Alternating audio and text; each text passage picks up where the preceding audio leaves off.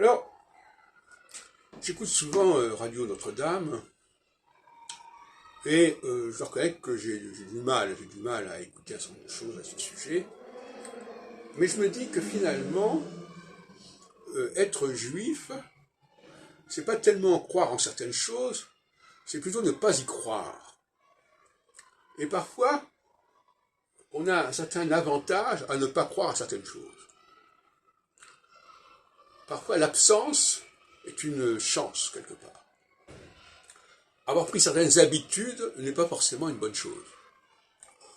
Je pense parfois au goût de l'hilarité, qui m'énerve beaucoup. Ce goût de retrouver systématiquement, de devoir rire à tout point de vue pour n'importe quoi. Bon, c'est une habitude qu'on prend dans certaines cultures, dans certaines sociétés, et qui ne vous lâche pas par la suite. Alors, de la même façon, il y a des croyances, il y a des façons de parler que vous attrapez très jeune et qui ne vous lâchent pas. Et donc, par conséquent, parfois, le mieux, c'est de ne pas avoir eu ces expériences-là. C'est de ne pas avoir eu à croire à ceci ou à pratiquer cela.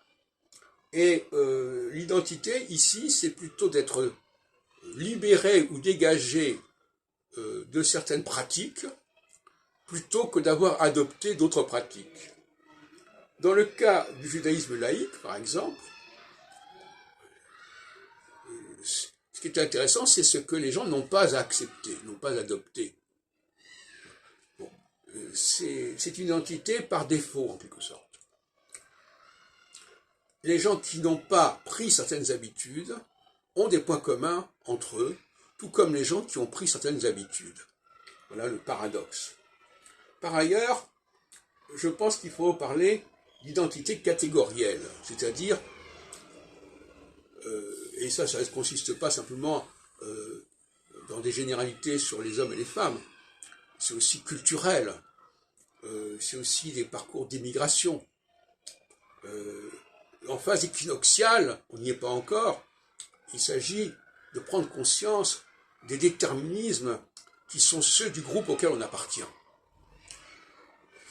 Et qu'on le veuille ou non, il y a des gens qui ne sont pas dans le groupe qui leur correspond. Par-delà la question du masculin et du féminin. Et il serait bon à un certain moment qu'ils se ressourcent au sein des groupes qui leur correspondent. Parce qu'ils sont constamment en porte-à-faux autrement. Hein.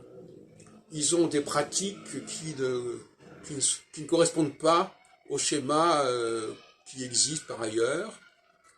Et il est bon que les gens se regroupent entre eux, non seulement sur le plan de l'apparence, non seulement sur le plan de l'âge, mais sur le plan de l'expérience, sur le plan des valeurs, sur le plan des croyances.